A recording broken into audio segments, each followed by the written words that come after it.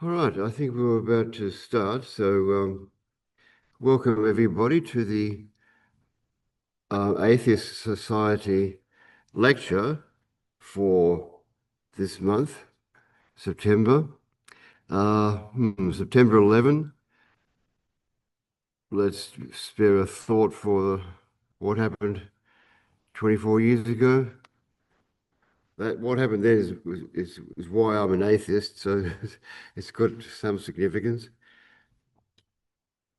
Tonight, we're very pleased to welcome Chris Guest, who's the president of the Skeptics in Victoria, and they host regular meetings at the Stolberg. And so we're uh, very pleased to have him. And without further ado, I'll hand over to Chris Guest to uh, introduce his talk, which is on Ancient curses. ancient curses. Okay, so that's the unbroken tomb on the seal of the unbroken seal on the tomb of Tutankhamun, and I was going to kind of work backwards from Tutankhamun's tomb and the popular curses of the pharaohs and curses on tombs that were all in the popular imagination, particularly when this tomb was opened. As far as I know, there weren't any actual curses written on seals on ancient Egyptian tombs. The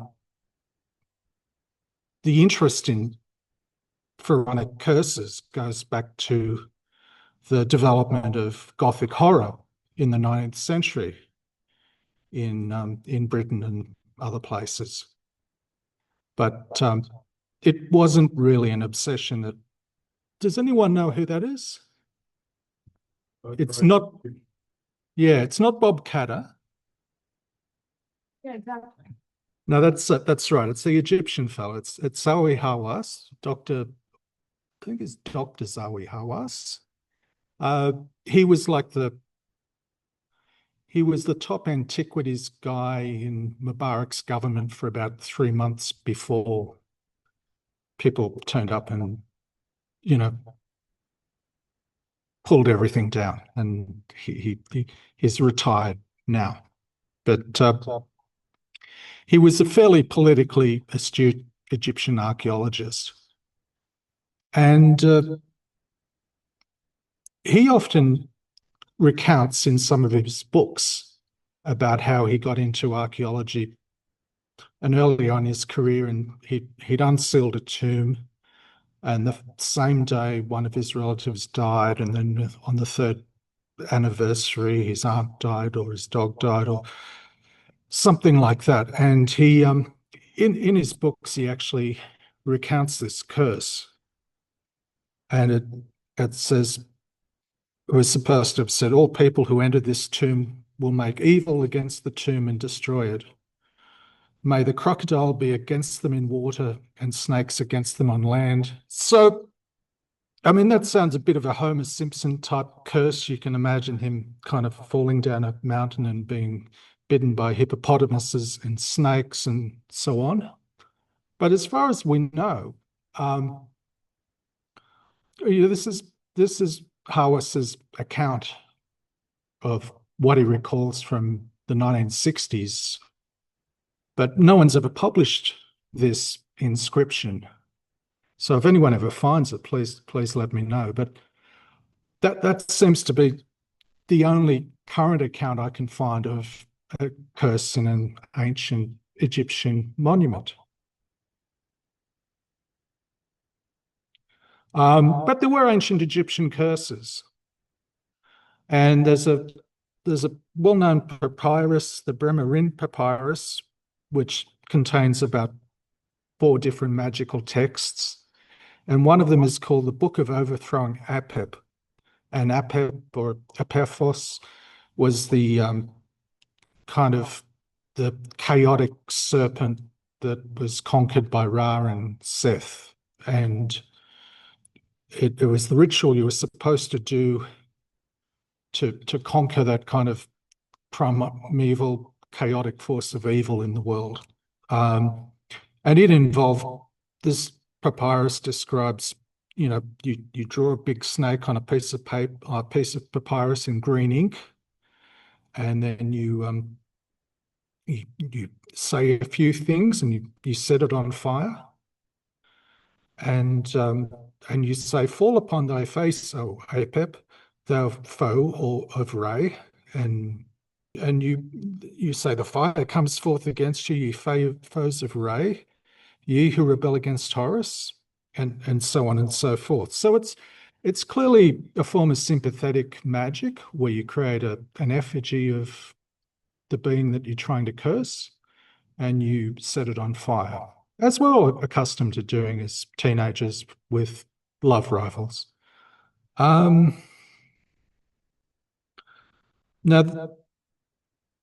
there were plenty of other instances of, magic was a very common interest in the ancient world. And, I guess a lot of spells can be classified as being either blessings or curses. So there's plenty of accounts in ancient laws about, punishments for people that performed curses or witchcraft. And there's also a few bits of archaeological evidence of them. Now, for example, there's a Babylonian incantation bowls.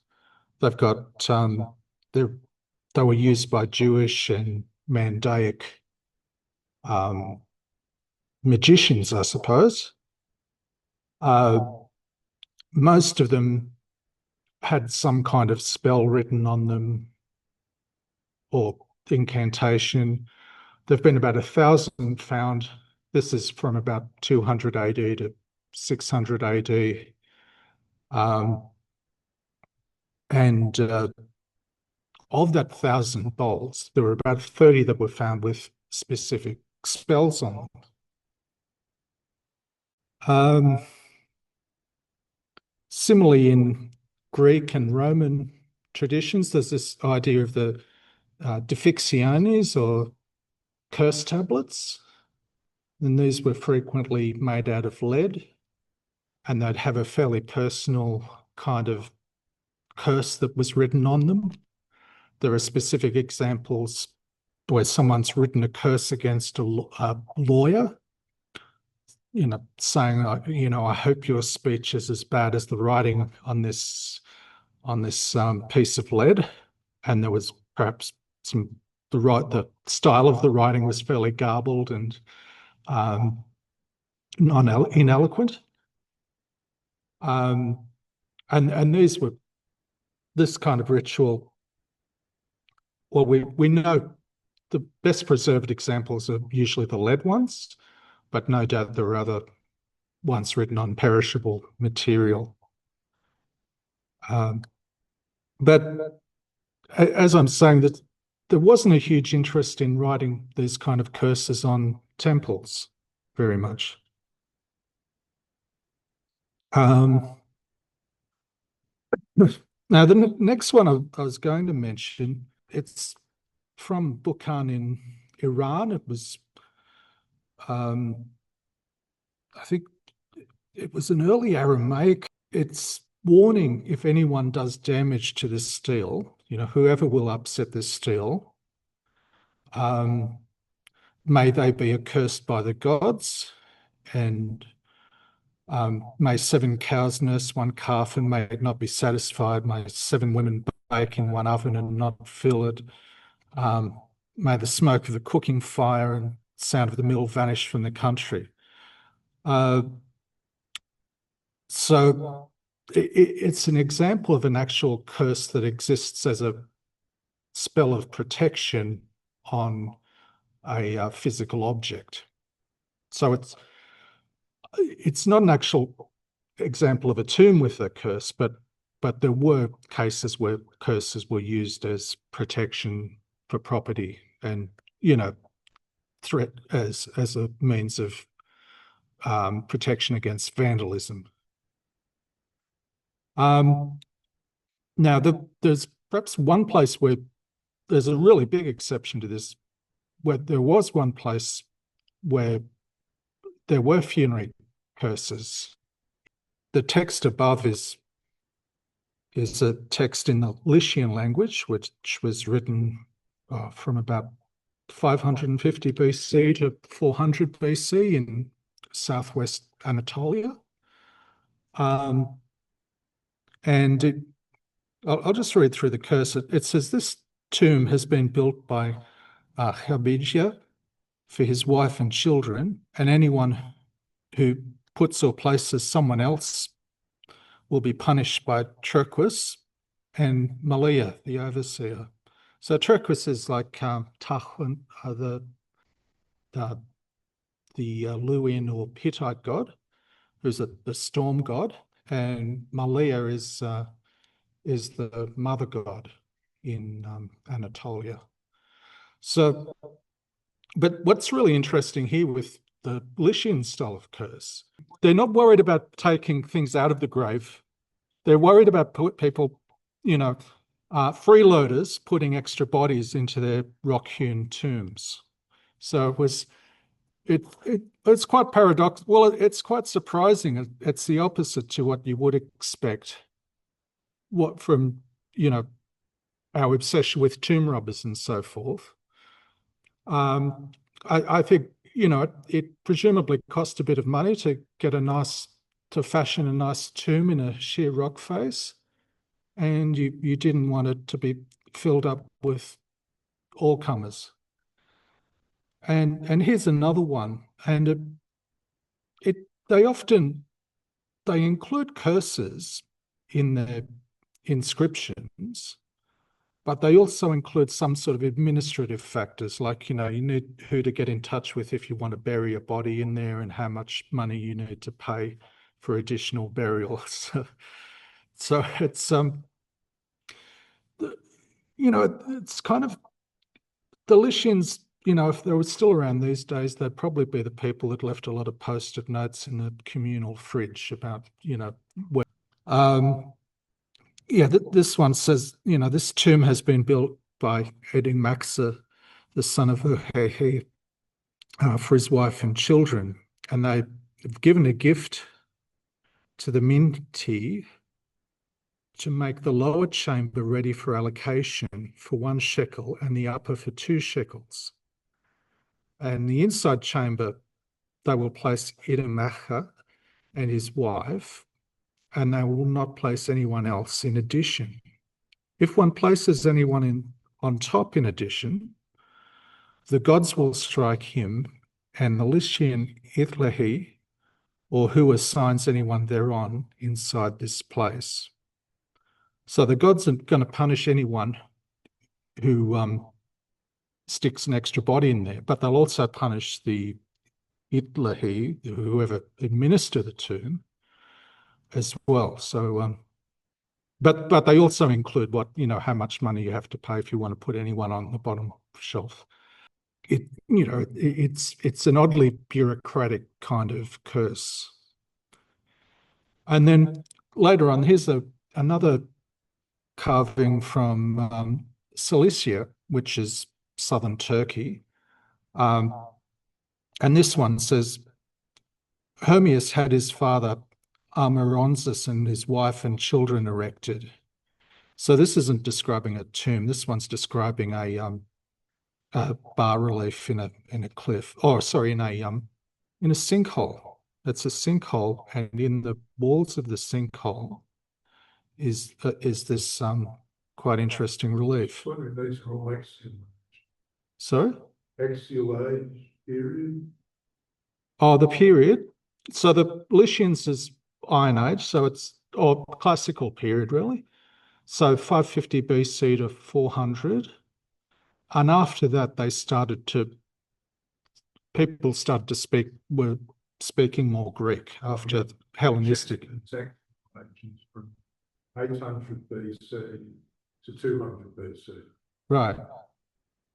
Okay. Well, this one I think is 100 to 200 AD or something like that. And you can't quite make it out in the top of this picture, but this inscriptions written in Greek on this one, so they've stopped using local Anatolian languages by that stage.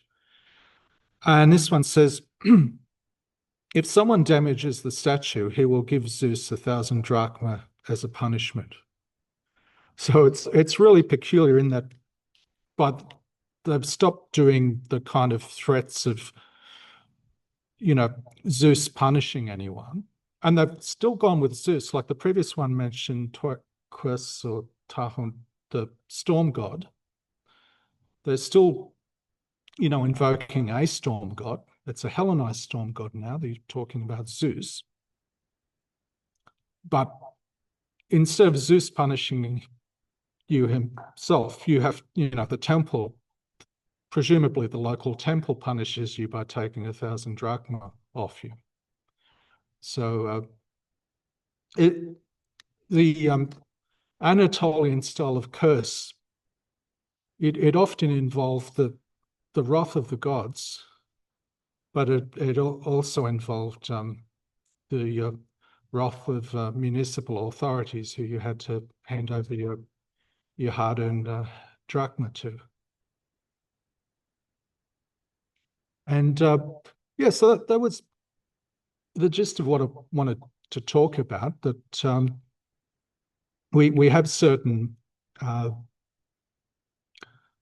you know, I guess we have certain popular ideas of ancient curses, but the dynamics of them